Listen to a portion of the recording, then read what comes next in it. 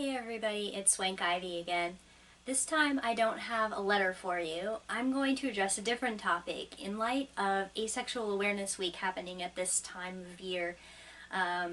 Just the same as last year, I decided to make a coming out video to explain to asexual people how to approach coming out if they decided to make that part of their awareness week. And so this year I'm actually going to address not other asexual people, but those who want to be our allies. Now, what I'm going to do is talk a little bit about what do we even want from our allies and how you can be a good one if you don't happen to be an asexual person, how you can support us. But first I want to tell you what I think of the word ally, which some people say like, oh, well, I identify as an ally of this community. But ally isn't really an identity. It's not something that you claim, although it is something you can aspire to be.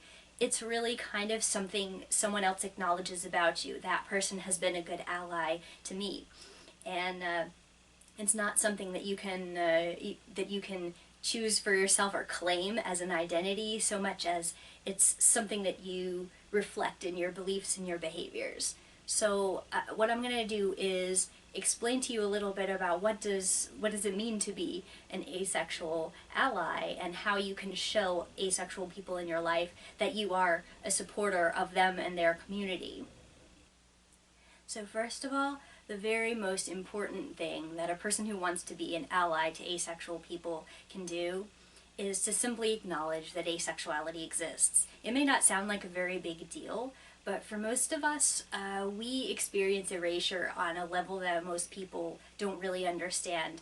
And if you're thinking, well, why would that be so bad for it just to not get talked about or not get acknowledged? The kind of invisibility that asexual people face in the media, in their everyday life, all of this erasure really does contribute to negative effects in our lives that are actually measurable, sometimes on the same levels as people who are outsiders for other reasons, including being homosexual or being bisexual, being pansexual, being transgender. We experience sometimes the types of alienation that some of these other marginalized identities do because of not getting talked about or getting talked about in a negative way or just failing to be acknowledged. And so this has real, like, measurable negative effects on us to not be acknowledged and to feel like we don't exist and to not have vocabulary to discuss our experience or ways to connect meaningfully with others like ourselves. So just acknowledging that asexuality is a real thing in your everyday life is a very big deal. Now you might say like, well, how do I go about doing that? It would seem very silly to, if somebody came out to you as asexual and you said, oh, great, I believe you exist. That's not what we're asking you to do, and of course, yes, that's silly. But mostly, the way that you show that you acknowledge asexuality exists is to watch your blanket statements of anything that connects sexuality or sexual relationships or even romantic relationships to being alive, to being human, to being a person. There are all these very, very common phrases that people say, like any red-blooded American or any living man, blah, blah, blah. You know, these kinds of things that we connect with our nationality, our sexuality, our masculinity, our femininity, just our identity in general. A lot of times we will braid sexuality into those things and suggest that it's just a universal experience, that for asexual people it actually is not a universal experience. So refraining from saying things like that and connecting, sexuality to being alive, that helps. And also, of course, calling it out if you see it in your college sex ed group or sexual diversity education. If you hear somebody just kind of making a sideways comment about that, you can acknowledge, even when there aren't any asexual people there to appreciate it, you can say something that will address that is not a universal experience, and that is one way that you can help. And secondly, acknowledging that it exists is partly just based on being able to listen when people are talking about their experiences. Most of the time, if an asexual person is going to come out to you, then they're not asking for your approval, although they may want it. They're not asking for you to give them permission, and they're most likely just asking you to listen. And that's really the best thing that you can do. If you have questions, if you have concerns, if you're worried that this is not actually their identity, somebody coming out to you is not the time to voice those concerns. This is the time to let the asexual person talk to you about what they're feeling.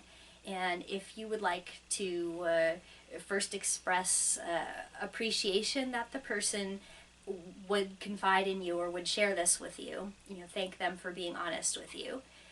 Then if you are uncomfortable about any aspect of it, you may ask if you can ask first. Say, well, I have a question about this. Would you mind if I ask you? Or you may ask the person to continue talking by saying, oh, okay, asexual, okay, would you like to tell me some more about, like, what's your romantic orientation? Or do you feel comfortable telling me anything else about it? What else do you want to share with me? Like, this is kind of the time to let them control the conversation.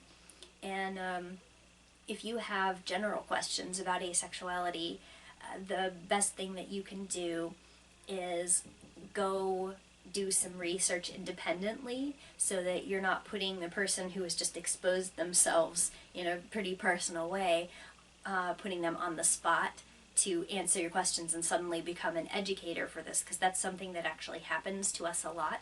And there are many asexual people who want to be out about their orientation, want to share something that they feel is important with the people that they love, but they don't want to have to become an educator about, or an activist about this subject every time they speak about it. So you can really help by not expecting them to be the sole source of all of your understanding about the orientation. You may even ask them if they have a favorite place to get education from, or you can just look for it on your own. So I'll give you a few don'ts here.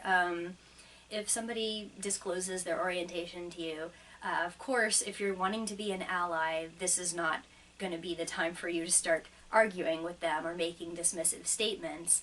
It's also not a good time to start laying down conditions for belief, like, well, okay, maybe you're asexual, but I'll believe you for real if you're still claiming to be asexual in 2 years, or, oh, okay, well, I guess you could be asexual, but let's see what you say after you have sex, or maybe after you actually have some dating experience, then I'll be able to take you seriously. Like, there are nicer and meaner ways of expressing all of those ideas, but this is not anything that suggests you're not sure if you can acknowledge the legitimacy of their orientation until or unless they satisfy some external rubric here that you're making up, that you're holding them to. And that's not something that an ally would do, is say that their orientation's legitimacy depends on whether they've satisfied your conditions. And on a similar note, you should make sure to not say things like, I'll believe you if you get your hormones checked out and there's nothing wrong, or I'll believe you if you get some therapy and the therapist signs off on your mental health. Especially if you know that there's kind of an intersection between this person having experienced abuse or having a mental illness or something else that you know that they're dealing with or that they've also disclosed to you. You shouldn't use these things to cancel out the legitimacy of who they are. This is definitely not something that allies will do. So what you do is you listen, and you try not to judge what they're saying, as like try to think of reasons why it isn't true. And sometimes I understand that you can't help but suspect maybe something else is going on, or maybe that person isn't really entirely sure about it. But this is not the time for you to voice those concerns, especially since if you want to be an ally to asexual people, the default shouldn't be disbelief. So you want to listen, you want to acknowledge, you want to believe, and if you have doubts, that's that's your business, and it's definitely something that's going to contribute to losing their trust if the first knee-jerk thing you do when they come out to you is start explaining reasons why it might not be true, and suggest to them that they're going to have to prove that it isn't any of these other things to your satisfaction before you'll acknowledge their orientation. There's also a sort of misguided type of support that some people who would like to be allies tend to fall into, and I'm going to caution you against some of the ways that some of these sound. One of them would be like, oh, you're so lucky, I wish I was asexual. Sometimes we hear that, and a lot of times it's a misconception from the point of view of the person who's saying this. They're usually saying that they wish they didn't have dating problems or complications in their relationships or an annoying libido or something associated with their romantic or sexual life not being perfect. And it kind of represents a misconception about what asexuality is in the first place. And it also makes the conversation about you instead of about them. So especially if an asexual person is having a really hard time coming out about their orientation or has been struggling with issues associated with it, telling them, oh gosh, I wish I was like you, my life would be easier, just has this sort of infantilizing or condescending effect sometimes. And even if you completely mean well, these are not things that you should gravitate towards saying, because they can definitely make a person feel like if something that's causing them issues, or at least isn't making their life any easier, is being interpreted by you as some kind of utopian lifestyle where everything is just so simple and innocent and great. Because as you can probably tell from if you watch my channel and watch me read my hate mail, it's anything but easily understood and completely unmolested life. So I would definitely stray away from trying to bond with the person over, oh, I wish I was like you, I'm so envious of you. It's probably not going to be received very well. And another statement that sometimes people who would like to be allies accidentally make while they're saying these sort of misguided things would be statements that technically suggest support, but again demonstrate a misconception about asexuality, such as, oh wow, you must be really spiritually enlightened, or something along the lines of, wow, I really respect you for saving yourself. Statements like that misrepresent what asexuality is, even if you're saying that you support them. Those can make a person feel like, oh, you're not really listening to what they're saying, or that you're like, if you're actually trying to be an ally and you're going to be spreading education about this, that you're going to be sending the wrong message. I mean, there may be some asexual people who do feel that they're spiritually enlightened, but overall that's not definitive of the orientation. It really has nothing intrinsically to do with spirituality, and etc. With if you're saving yourself, that's not the definition of asexuality. So statements like that you want to stay away from if you want to be a good ally to asexual people. Okay, so I touched on this a minute ago about how sometimes these conversations with asexual people turn into conversations about you, the person who wants to be an ally, and that I recommend against that if you're having a conversation about this person and their orientation. But here are some other problems that we sometimes have with people making the conversation about them. A lot of times what I hear is suddenly people get really defensive about their own orientation if they're not asexual.